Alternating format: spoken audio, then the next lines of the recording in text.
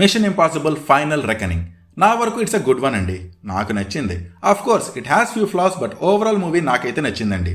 మీరు ఈ మూవీని చూసే ముందు డెఫినెట్లీ డెడ్ రెకనింగ్ చూడండి.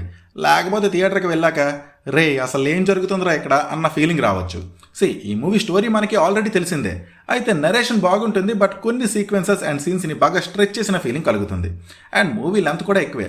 So fast paced Hollywood action మూవీస్కి అలవాటు పడిన వాళ్ళకి ఈ మూవీ కొంచెం బోరింగ్గా అనిపించవచ్చు.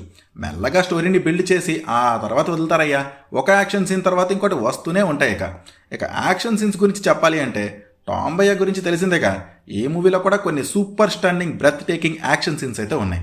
టాంబయ్య మన ఎంటర్టైన్మెంట్ కోసం తన్ని తాను పుష్ చేస్తుంటే ముచ్చటేస్తుంది భయ్య.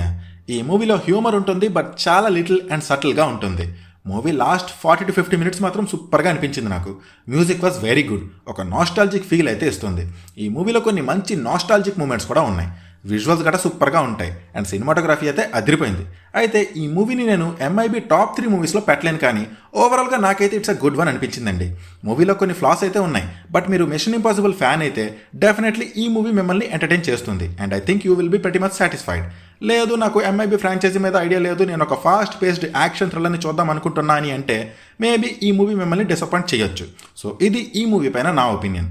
మీరు ఈ మూవీని చూడండి. మరి ఈ మూవీ పైన మీ ఒపీనియన్ని please do comment and please do subscribe. Thank you. Take care. Bye.